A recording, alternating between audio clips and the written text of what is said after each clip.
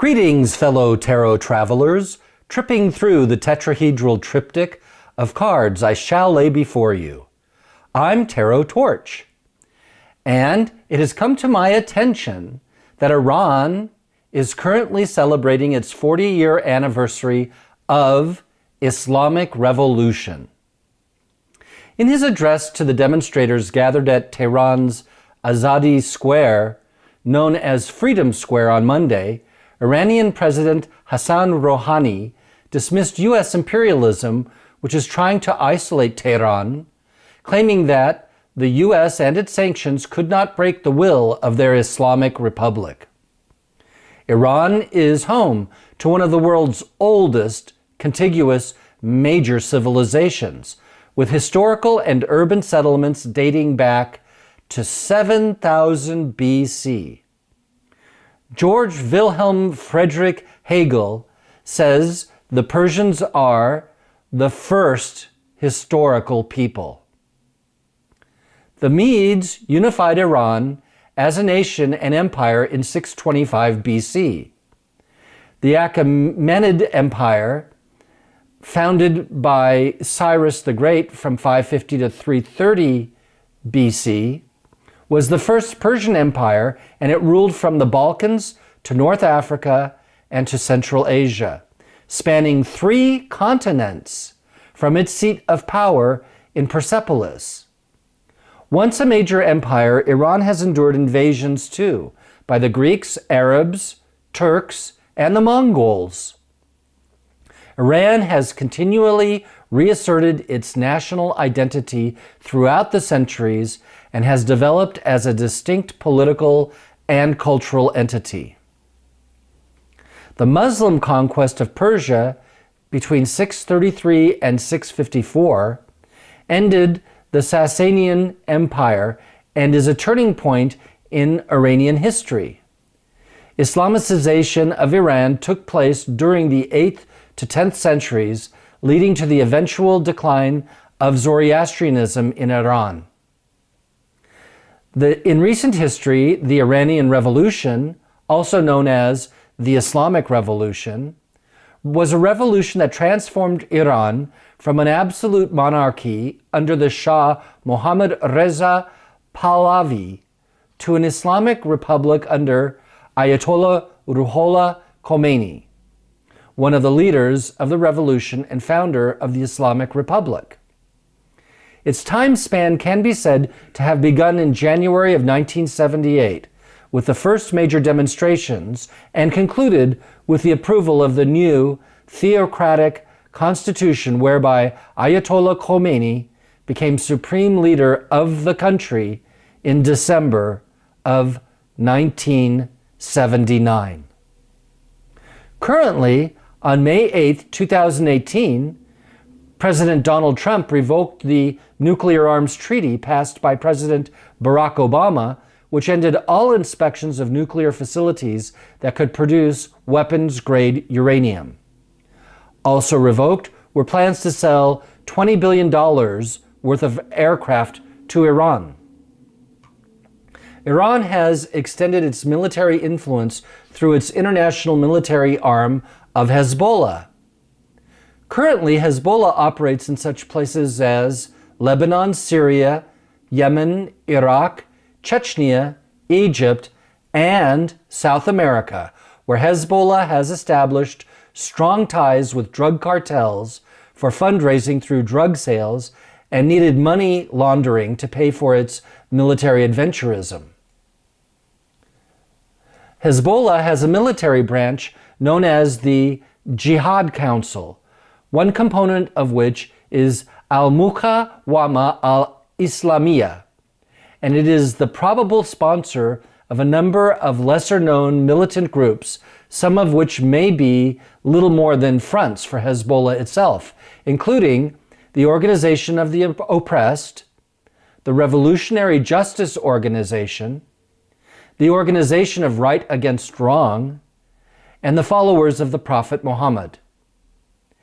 Iran is dedicated to an anti-Israel, anti-American, anti-British, and anti-Western value system that is clearly exhibited in nationalistic rallies. Hezbollah shares this antagonistic stance and acts upon it with its terrorist and military activities. The Iranian Navy also has had its share of conflicts with Western interests, especially in the Strait of Hormuz, and as well has threatened to sail into American harbors to wage war. In terms of its human rights record, many think current Iran is no better than it was under the Shah. Reporters Without Borders has received information that it has verified concerning 62,000 people who have been detained, flogged, tortured, and executed between 1979 and 2009. 850 journalists were also imprisoned and treated similarly between those years.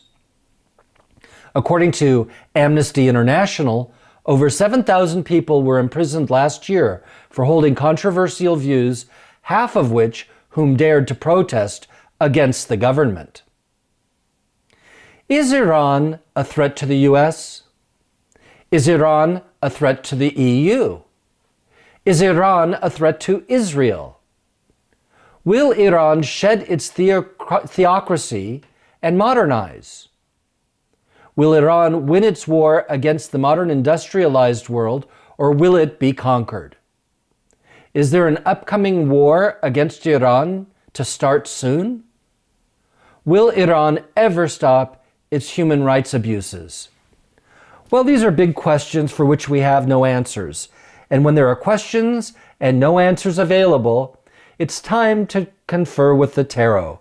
The tarot cards may not explain to us exactly what we want to hear, but they will have some insight, offering an alternative counsel that is always insightful and interesting.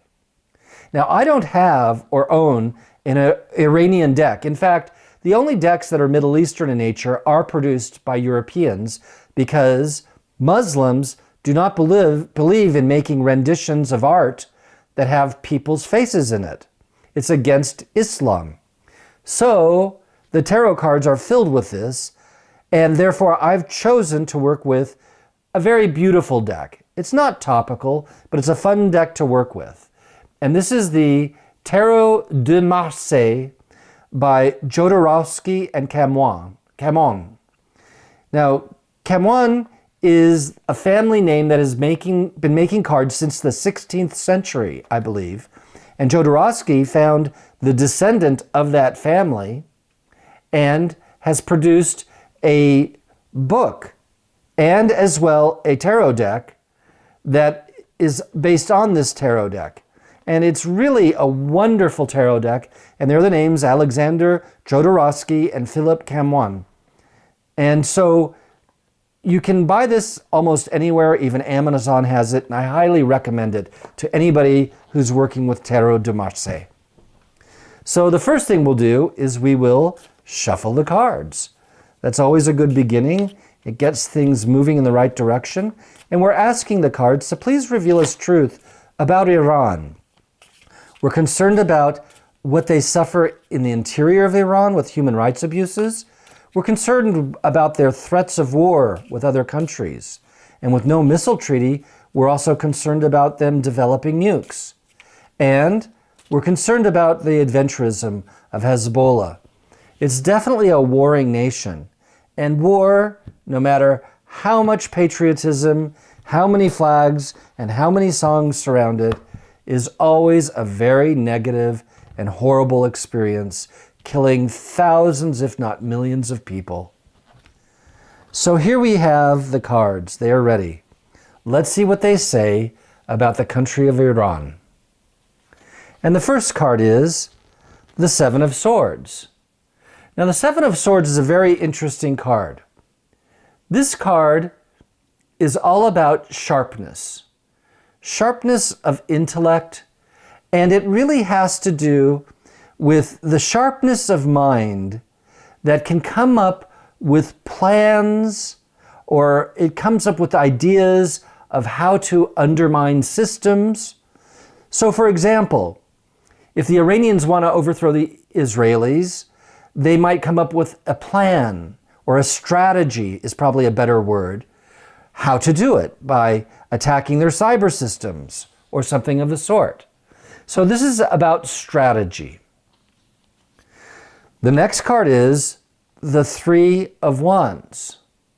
Now the Three of Wands is a card where one has chosen their path. There is still time to change the path that you're on, but the path has been chosen and one is walking that path. It could be a spiritual path, a material path, a political path. It could be any kind of path, actually. Oops. And the third card is Le Diable, the devil card. And that is an ominous sign for certain. So what this seems to tell me is that Iran has strategized the destruction of Israel in the West. It has strategized a Shiite takeover of the Muslim world. It has strategized methods of actually having treaties with certain countries that later it will betray because they are not Muslim countries like Russia, and that they can use them to get the wealth, the arms, and the geopolitical placement of their missile launchers, that they are strategizing and using everybody and everything to accomplish their task. And that they've chosen a path to be on. They've chosen the anti-Israeli, anti-West path. It's not just rhetoric. This is a decision they have made. They can change that decision. They don't have to be so fundamentalistic, and they can express Islam as a peaceful, loving religion. It doesn't have to be a religion of hate and a religion of militarism. But they've chosen the path of hate, and they've chosen the path of militarism. Now, this doesn't mean everybody from Iran is bad. There are lovely Persian people. It just means that the government as a whole in Iran itself has made a decision. It has strategized, it has chosen, and it is locked into this decision. And there's very little time to change their path before they start lobbing missiles and getting themselves into a war, whereby it would be an irreversible decision. And the outcome of all of this? Well, it's the devil card, which means that the only thing that is going to come from Iran's decision to choose to hate one race of people, the Jews, as is written, I believe it's in the Quran, not the Hadiths, but there is a passage about how the Jews are the enemy of Islam. And to choose to express this, and to choose to see everybody else as an infidel, and to war against the world until they're victorious with their belief system, the only thing it's going to create is massive suffering, massive death, massive destruction of nations and of property. It is not going to bring hope. It's not going to bring light. It's not going to bring people to Islam. It's only going to bring hardship and destruction, death, torment, maiming, and it's going to bring about warlords who will end up selling people on the open market as slaves. This is not the appropriate expression for a religion of peace. And one of the big problems Islam has, not unlike the Christian Bible, in the wrong hands, it's a very dangerous thing. In the wrong hands, people can take literally the different passages and, as they do in many Muslim countries, start stoning people to death and beheading people and waging war with neighboring countries because they are infidels. Well, the outcome isn't that the world now embraces Islam as a friendly religion. And people talk about how Islam is the #1 growing religion, and for the largest part, the reason is that when one joins Islam, it's easy to join, but you're never allowed to leave. To leave means you should be put to death by fellow Muslims. And so, since no one can leave, the numbers simply grow. But that's problematic. South American gangs use the same tactic. It's problematic. it's no longer freedom. It's a type of slavery and indenturedness. And the Quran deals with the idea of slavery. The opening salvo of the Quran is that everyone is a slave to God. That's the ideology. So there is here some fundamental problems I see. But let's look more closely at this card, which is the path that they are on, the chosen path. And above it we have the Six of Coins, material expansionism. And at the root of it, we have the Queen of Wands. She's called, in French, Reine de Baston. Baston is an old French term for the modern French term bâton, and we even have that word in English, a baton, like the police carry. And these clubs were used in warfare in medieval times. They were real weapons. So the queen beneath the path that has been chosen shows that they have a big stick. They don't have a sword, but they have a big stick. They have a military that is willing to die as martyrs. They have plenty of guns and ammunition. They may not have nukes yet, but they do have a sizable military, and they have a dedicated military. And that's sometimes more important than the size of the military.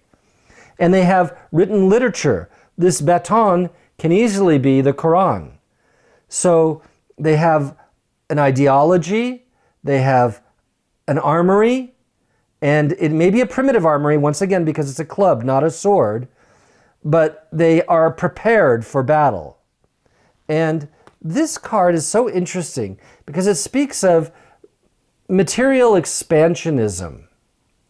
And so this is a card that when one has a large enough bank account, that you can now start making investments and putting your money in, a restaurant, the stock market, whatever it is you choose, to actually yield greater investments.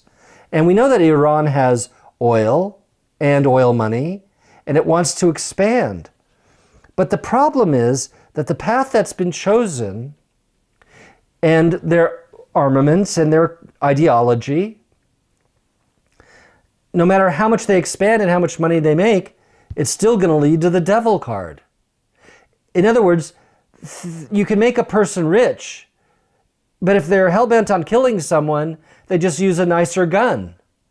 And that seems to be what's implied here, that no matter what is given to the Persians in Iran, that government is going to use it for the wrong ends.